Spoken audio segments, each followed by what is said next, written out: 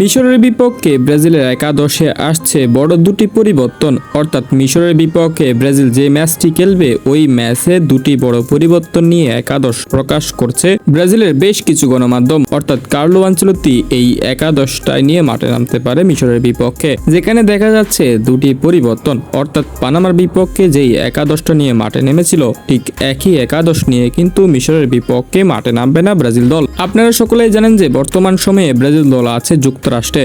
বিশ্বকাপের উদ্দেশ্যে ইতিমধ্যে যুক্তরাষ্ট্রে চলে গিয়েছে। তবে বিশ্বকাপ ম্যাচ খেলার আগে আগামী 7 তারিখ মিশরের বিপক্ষে মাঠে নামবে ব্রাজিল দল। যেই ম্যাচটি অনুষ্ঠিত হবে বাংলাদেশ সময় অনুযায়ী ভোর 4টা বাজে এবং এই ম্যাচের জন্য ব্রাজিলের 26 জন প্লেয়ার থাকবেন। তবে ওই 26 জনের মধ্যে নেইমার জুনিয়র খেলতে পারবে না এই ম্যাচ। কিন্তু পানামার বিপক্ষে নেইমার যেমন দলের সাথে ছিল ঠিক মিশরের বিপক্ষেও ম্যাচে দলের সাথেই থাকবেন নেইমার জুনিয়র। ম্যাচটা দেখবেন সাইড বেঞ্চেই বসে এবং ব্রাজিলের ম্যাচ উপভোগ করবেন ঠিক আবারও। এবং এই ম্যাচে ফিরেছে চ্যাম্পিয়ন্স লিগ খেলা 3 ব্রাজিলিয়ান তারকা অর্থাৎ গাব্রিয়েল ম্যাগালেস, গাব্রিয়েল মার্টিনেলি এবং মার্কিনহুসও থাকবেন এই ম্যাচে, যেখানে একাদশে আবারও আগের মতোই গোলকিপার থাকবে এলিসন। তবে ডিফেন্সের দুটি পরিবর্তন হবে, অর্থাৎ ব্রেইমার এবং পেরেরার জায়গায় চলে আসবেন গাব্রিয়েল ম্যাগালেস এবং মার্কিনহুস। এরপর রাইট ব্যাকে থাকবে ওয়েসলি এবং লেফট ব্যাকে থাকবে অ্যালেক্স রান্দো। এরপর ব্রাজিলের মিডফিল্ড লাইনে থাকবে 3 জন, তারা হলেন রাফিনহা, ক্যাসামিরো, ব্রুনো গিমেরেস। এই 3 জন থাকবেন মিশরের বিপক্ষে ব্রাজিলের মিডফিল্ড লাইনের তারকা। সর্বশেষ ফরওয়ার্ড লাইনে দেখা যাবে ভিনিসিয়াস জুনিয়র, ম্যাথিউস কুনহা